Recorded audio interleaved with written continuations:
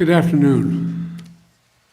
After a series of meetings throughout the weekend with my national security team, I want to update the American people on our ongoing evacuation operation in Afghanistan. But first, I just was briefed by the FEMA administrator who's here with me today, Ms. Criswell, about the flash flooding in Waverly, Tennessee, and surrounding areas in Tennessee. I want to begin by expressing my deepest condolences for the sudden and tragic loss of life due to this flash flood. I know we've reached out to the community and we stand ready to offer them support. I've asked the administrator to speak to Governor Lee of Tennessee right away, and we'll offer any assistance they need for this terrible moment. Let me also say a few words what is now Tropical Storm, not Hurricane Henri, which made landfall at approximately 12:15 this afternoon in Rhode Island. Henri is impacting much of the Northeast right now, and I want to talk about our efforts to prepare and respond to this storm. We have been closely monitoring Henri's progress and making the necessary preparations. Fortunately, it's no longer a hurricane. It's been downgraded to a tropical storm. And we are taking it seriously, though, because the size and the storm surge and the rainfall is producing. It's also impacting an area of the country that has already experienced heavy rainfall over the past several days. And while New Englanders are used to dealing with some tough weather, this storm has the potential for widespread consequences across the region with significant flooding and power outages that could affect hundreds of thousands of people. And so we're doing everything we can now to help those states prepare, respond, and recover. I can't think of anyone better to lead this operation than Deanne Criswell of FEMA. Before she headed up FEMA, she led the emergency response in New York City, and she was one of the key federal officials leading our response to Superstorm Sandy. She knows this area very, very well and knows what's needed better than anyone. Yesterday, I talked with the administrator and each of the governors in the key states most likely to be affected. I urged them to take advantage of the assistance FEMA can offer in advance and committed to do everything we can to support their communities through the storm and afterwards. FEMA has already pre-positioned resources in the region to speed our ability to respond, including food, water, and life-saving communications equipment, as well as generators. In close cooperation with the electrical sector, preparations are in place to address significant power outages, and resources and supports is staged at the edge of this storm to be able to move quickly in to help. Thousands of additional line crews and vegetation clearing crews from other states and from Canada are already heading toward the impacted states in New England, ready to serve as move in as soon as is feasible. They'll clean up fallen trees, help local utilities repair damaged lines, and restore electrical service as fast as possible. And I want to thank these crews for their commitment to helping their fellow citizens in time of need. I've already approved emergency declarations for Rhode Island, Connecticut, and New York, which activates funds and means we can get in there and help as soon as this extreme weather has moved through. We don't know the full extent of the storm's impact today, but we're acting to prepare for and prevent damage as much as possible and to speed help to affected communities so they can recover as quickly as possible. I also want to encourage everyone to do their part to prepare. Follow the guidance from their local authorities. Some places have already had heavy rains and winds and dangerous storm surges. Henri is going to continue to move across much of the Northeast, so it's important to monitor it closely and be prepared in your home, in your community. Make sure you have the supplies for your entire household, including necessary medications and food, water, battery-powered radios in case of extended power outages. And don't forget that you may need to seek shelter while you're battling the Delta variant and COVID-19. So wear a mask and try to observe social distancing. And to everyone across the country, don't get caught by the next storm. get vaccinated. Get vaccinated now. Protect yourself and your family against COVID-19. It's going to be a vital part of emergency preparedness this year, for the remainder of this year. Now let me turn to Afghanistan. I've continued to make progress since I've spoke to you on Friday. We have moved thousands of people each day via U.S. military aircraft and civilian charter flights. In a little over 30 hours this weekend, we've evacuated an extraordinary number of people, as I will detail in a minute, about 11,000 individuals. That number will change day to day as the air and ground operations in Kabul vary. Our first priority in Kabul is getting American citizens out of the country as quickly and as safely as possible. At my direction, the State Department continues to reach out to the remaining Americans we have identified by phone, email, and other means to ascertain their whereabouts and their plans. We're executing a plan to move groups of these Americans to safety and to safely and effectively move them to the airport compound. For security reasons, I'm not going to go into the detail of what these plans entail, but I will say again today that I have said before, any American who wants to get home will get home. We've also been evacuating the citizens of our NATO allies and our partners, including their diplomats, their embassy staff, who remain in Afghanistan, and to get them back to their homes as well. And as we do this, we're also working to move our Afghan allies who stood with us side by side and other vulnerable Afghans, such as women leaders and journalists, out of the country. As of this morning, we have evacuated nearly 28,000 people since August the 14th on both U.S. and coalition aircraft, including civilian charters, bringing the total number of people we've evacuated since July to approximately 33,000 persons.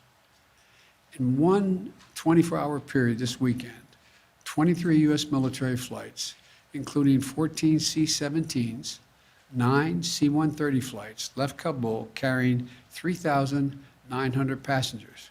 We see no reason why this tempo will not be kept up. During the same period, our military facilitated another 35 charter flights, carrying an additional 4,000 evacuees to other countries that are taking them out.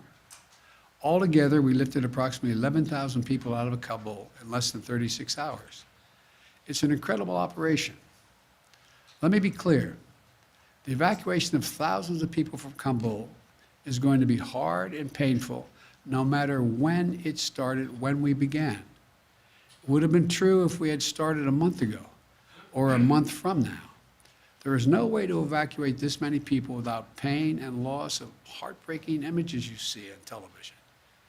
It's just a fact. My heart aches for those people you see. We are proving that we can move those thousands of people a day out of Kabul. We're bringing our citizens, NATO allies, Afghanis who in fact has helped us in the war effort, but we have a long way to go, and a lot could still go wrong.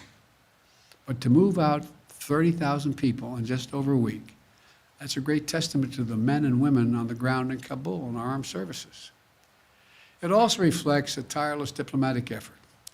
In order to keep a steady flow of planes taking off from Kabul and maximize our evacuation capacity, we have quickly stood up an unprecedented global effort and established a series of processing stations in third countries.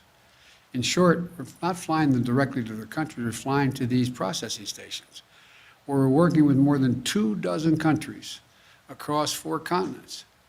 We've secured agreements with across the Gulf, in Central Asia, and in Europe, including processing centers in Qatar, Germany, Kuwait, Spain, and elsewhere. It allows us to sort and process these evacuees. These transit centers provide a safe place for the SIV applicants and other vulnerable Afghanis and their families to complete their paperwork while we conduct security screenings and background checks before they continue on to their final destination in the United States or in another country, one of our NATO allies as well. And so from Asia to Africa, from Europe to the Western Hemisphere, nations are making generous offers to support resettlement efforts. And I've been in personal contact with the leaders of many countries, including Qatar, Germany, Spain, Italy, the UAE, and others. They're making vital contributions. To thank them for their support and to discuss how we can continue to coordinate our efforts in Afghanistan moving forward is the reason why I continue in contact with them. And I want to again thank all of our partners for their continuing to stand together. We've also activated the first stage of what's referred to as the Civil Reserve Air Fleet to help with the onward movement of evacuees from these transit centers. Our military aircraft and others will get them to these centers, but then we're going to get the Civil Reserve Fleet. It's a program that's was designed in the wake of the Berlin airlift after World War II to use commercial aircraft to augment our airlift capacity. This is a voluntary program for our commercial airlines, and we're grateful for those airlines and the U.S. carriers who are supporting us. This effort will only use 3 or 4 planes from each of the major carriers, vast fleets of aircraft, so there should be no effect or a minimal effect on commercial air travel, and we'll stay in close coordination with our partners to mitigate any impact. These Civil Reserve flights will be helping facilitate the safe movement of people from staging locations and transit centers like Qatar or Germany to the United States or to a third country. None of them will be landing in Kabul. Now, the American aircraft that part of this will not be going to any country but the United States. As this effort unfolds, I want to be clear about 3 things. 1, planes taking off from Kabul are not flying directly to the United States. They're landing at U.S. military bases and transit centers around the world. Number 2, at these sites where they're landing, we are conducting thorough scrutiny, security screening for everyone who is not a U.S. citizen or a lawful permanent resident. Anyone arriving in the United States will have undergone a background check. Number 3, once screened and cleared, we will welcome these Afghans who helped us in the war effort over the last 20 years to their new home in the United States of America, because that's who we are. That's what America is. You know, I've been touched by the outpouring of support that we've seen from communities, organizations across America mobilizing to support these efforts. So many of these Afghans stood bravely by U.S. troops in Afghanistan. And now, the United States, including veterans groups, refugee settlement agencies, religious organizations, and so many others, are standing with our Afghan allies. It exemplifies the best of America. And I want to say again just how difficult this mission is and how dangerous the dangers it poses to our troops on the ground. The security environment is changing rapidly.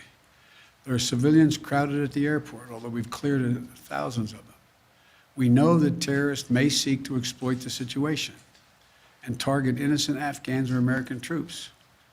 They're maintaining constant vigilance we're maintaining the constant vigilance to monitor and disrupt threats from any source, including the likely source being ISIS-K, the Afghan affiliate referred to as ISIS-K. But we're under no illusions about the threat. I said on Friday, ISIS-K is a sworn enemy of the Taliban, and they have a history of fighting one another. But every day we have troops on the ground. These troops and innocent civilians at the airport face the risk of attack from ISIS-K from a distance, even though we're moving back the perimeter significantly. We're working hard and as fast as we can to get people out. That's our mission. That's our goal. And our determination to get every American citizen home and to evacuate our Afghan allies is unwavering. We continue to see not only the enormous scope and scale of the effort, we will see the individual lives that are affected, the families that are desperate to get home to their loved ones in America, the communities of veterans who have mobilized to try to help their former interpreters get to safety, the frightened Afghans who aren't sure what to do. To state the obvious, it's heartbreaking. We're all seeing it. We see it, we feel it. You can't look at it and not feel it. Nothing about this effort is easy, but the women and men of the United States Armed Forces are acting bravely and with professionalism and with a basic human compassion. I want to offer my profound thanks to our service members on the ground in Kabul and to all those at U.S. bases around the world who are welcoming and caring for these evacuees. And to all the diplomats and civil servants who are working around the clock to rescue American citizens, the citizens of our allies, our Afghan partners, vulnerable Afghans such as women leaders and journalists. What we are doing is extraordinary. And you have to think of all they're doing. Thanks to the people from all over the world who are helping this effort. So I want to thank you, and I'll keep you informed every day as we move forward.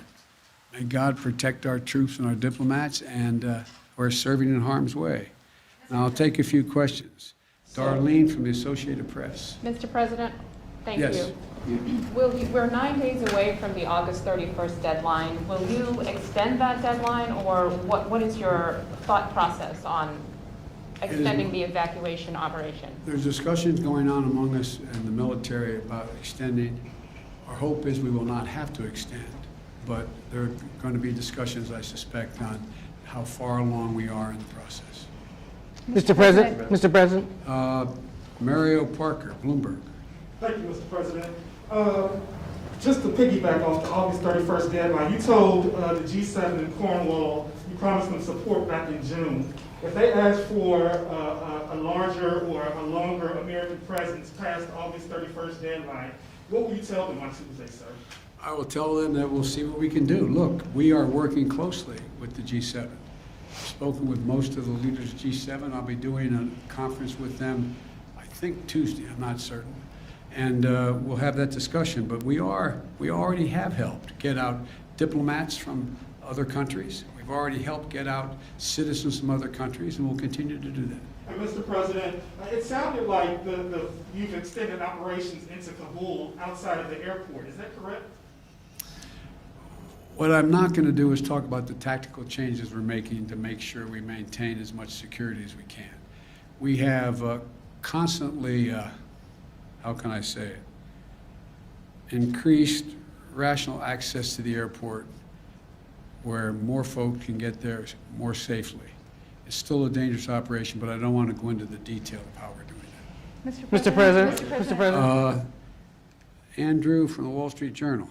Thanks, Mr. President. Our reporting on the ground shows that Afghans with the proper paperwork are still having trouble getting to the airport. Some said they feel abandoned by the U.S. U.S. Embassy staff some U.S. Embassy staff that are Afghan haven't been able to make it into the airport as well. Why isn't the U.S. doing more to allow Afghans into the airport, to ensure access to the airport? And are you still opposed to setting up an extended perimeter around the airport to help ease that access? Number one, I think you're going to see they're going to get out. Number two, we have made a number of changes, including extending access around the airport and the safe zone. And we've done a number of things, again, I don't want to get into detail about, but the fact is that more and more of the groups we urgently want to get out of Afghanistan, starting with American citizens and the folks who worked in the embassies and personnel with our allies, as well as the Afghans who helped them and worked in those embassies, as well as those who helped them on the battlefield as well. We are working diligently to make sure we've increased the ability to get them out. We've changed the gate operations and a whole range of things, and that's why we've been able to significantly increase the number of people we're getting out. And will the Taliban agree to an extension past August 31st? Have you discussed that with them? We've discussed a lot with the Taliban. They've been cooperative in extending some of the perimeter. That remains to be seen whether we ask that question. Ed, fire away. Yes, I want Mr. you President. jumping Actually, over that. following up on Andrew's question, because the United States is now negotiating with the Taliban over airport access and such, do you now trust them? And then a question on the public response. A new poll out today shows Americans wanted to withdraw from Afghanistan, but they disapprove of the way you've handled it. Poll also found that based in part on what's transpired in the last week, a majority of Americans, and forgive me, I'm just the messenger, no longer consider you to be competent, focused, or effective in the job. I haven't seen that poll. It's out there from CBS this morning. What would you say to those Americans who no longer believe that you're up to the job? I had a basic decision to make. I either withdraw America from a 20-year war that, depending on whose analysis you accept, cost us $150 million a day for 20 years or $300 million a day for 20 years, who, and you know I carry this card with me every day, and who, in fact, where we lost 2,448 Americans dead and 20,722 wounded. Either increase the number of forces we keep there and keep that going, or I end the war. And I decided to end the war. As I said the other day, you know, the only reason we're in Afghanistan is this is the place from which bin Laden attacked the United States of America. Had this been in another Middle Eastern country where he could have easily have moved from, we would have never gone to Afghanistan. So the question is, when is the right time to leave? What are our national interests? Where do they lie? And the idea that we are in a situation where we can not recognize that terrorism has metastasized around the world, and the need for us to focus on other parts of the world which create an even greater danger of an al-Qaeda-like operation beginning, can't be ignored. And we are, as you well know, because you follow this, we are a number of places where we're doing that without permanent basing American forces there. So I think when this is over, the American people have a clear understanding of what I did, why we did it, and but look, that's the job. My job is to make judgments. My job is to make judgments no one else can or will make. I made them. I'm convinced I'm absolutely correct in not deciding to send more young women and men to war for a war that, in fact, is no longer warranted. On the question of the Taliban, though, do you trust them now that you have to negotiate with them? I don't trust anybody, including you. I love you, but you know, there's not a lot of people I trust. Look, the Taliban has Taliban has to make a fundamental decision. Is the Taliban going to attempt to be able to unite and provide for the well-being of the people of Afghanistan, which no one group has ever done since before, dealing for hundreds of years? And if it does, it's going to need everything from additional help in terms of economic assistance, trade, and a whole range of things. The Taliban has said, we'll see whether they mean it or not. They're seeking legitimacy. They're seeking legitimacy to determine whether or not they will be recognized by other countries. They have told other countries as well as us they don't want us to move our diplomatic presence completely. But so all this is all just talk now. All just talk now. And so far, the Taliban has not taken action against U.S. forces. So far, they have, by and large, followed through on what they said in terms of allowing Americans to pass through and the like. And I'm sure they don't control all of their forces. It's a ragtag force. And so we'll see. We'll see whether or not what they say turns out to be true. But the bottom line is this, folks. Look, at the end of the day, if we didn't leave Afghanistan now, when do we leave? Another 10 years? Another 5 years? Another year? I'm not about to send your son or your daughter to fight in Afghanistan. I don't see where that is in our overwhelming interest. And the talk about how our interests are going to be impacted, let me tell you, you're sitting in Beijing or you're sitting in Moscow. Are you happy we left? They'd love nothing better for us to continue to be bogged down there, totally occupied with what's going on. So the idea, I think that history is going to record, this was the logical, rational, and right decision to make. So thank you all so very much. Thank you. Sanctions against the Taliban, the British are calling for sanctions. They're going to discuss sanctions on Tuesday. Would you support sanctions against the Taliban under certain conditions? On Friday, you mentioned harsh conditions if they misbehave. The answer is yes. It depends on the conduct. Thanks. Mr. President, what about ISIS and the threat that Americans face now?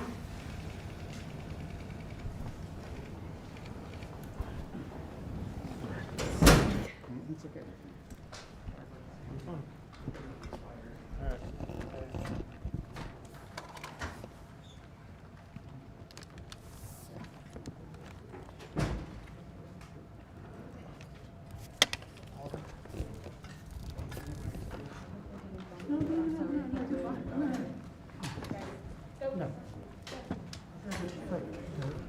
The sound when I get going.